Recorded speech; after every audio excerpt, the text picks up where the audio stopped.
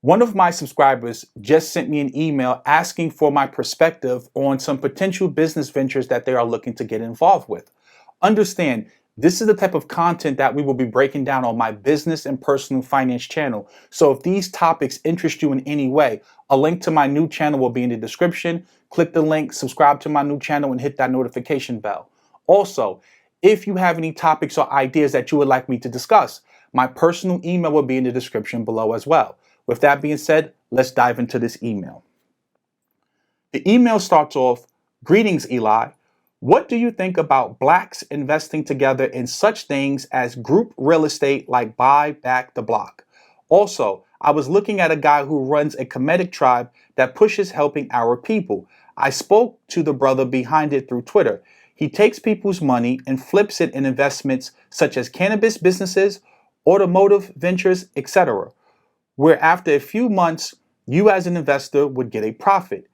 He is in California. The problem is I have a few red flags about the idea. I'm a little concerned with investing money and joining a tribe when I don't know the person personally. He advised me when I spoke to him to use money on my credit card, about $6,500 to invest in a trucking company he wants to start in New York. He already has trucks based out of California.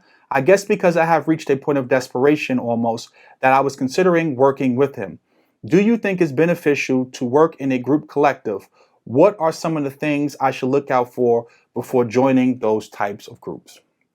There are some major red flags. First, the very fact that you're even asking these questions means that the person is way too vague with the business ventures.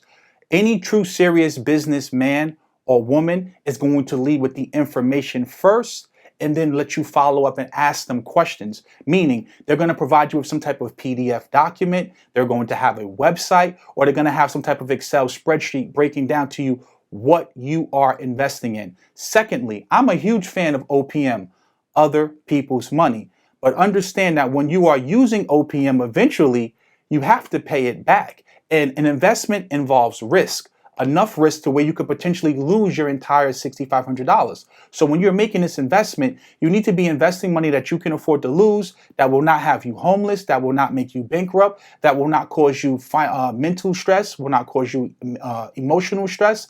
If any of those things are going to happen, if you lose that $6,500, you have no business investing that money whatsoever. Thirdly, you need to know who you are investing with. Even if you don't know this person on a personal level, you can get the person's driver's license and do a background check. Also, if they are a legitimate businessman or businesswoman, they should have some type of legal entity such as an LLC, a C corporation, an S corporation, etc., where that you can go look up that corporation in the state where they're doing business at and make sure that everything checks out and everything is legit. Seeing if they have any type of liens, seeing if this individual is in collections or anything that could negatively impact that individual. Also, I don't like the idea of flipping. Like, that terminology isn't business language that I want to hear. I want to hear things like maturity. I'm going to pay out on a monthly basis or quarterly basis, a semi-annual basis, an annual basis.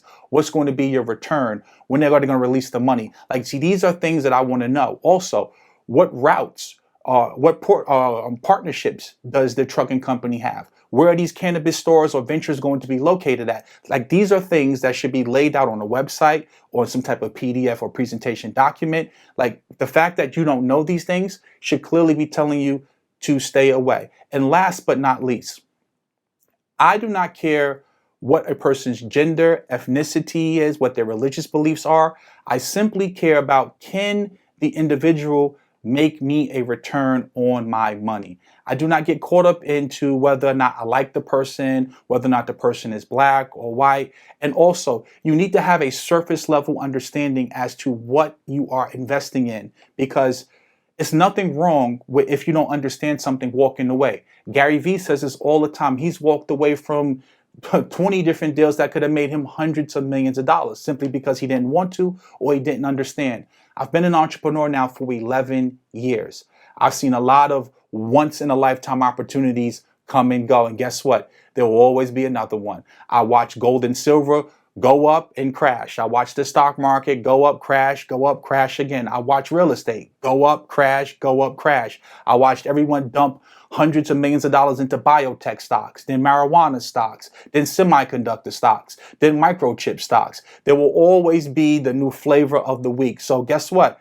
Let this train pass by, because to me, it just doesn't sound like a sound investment. And also what I've learned is that when you're doing business with multiple people, the more hands you have involved in the deal, the more potential there is for something to go wrong. Because humans are complicated. Humans are difficult. No matter what their ethnicity or race may be, people are people. And the more people you involve in the deal, the more likely that something is going to go wrong. So if it was me, I would stand clear of this deal until this person could provide me with much more detailed information. As I said before, what routes are these trucks going to be on? What partnerships do these trucks have with department stores? I would want to know where these cannabis stores going to be at. I would want to know when the payouts are going to happen, how much was going to be the percentage return.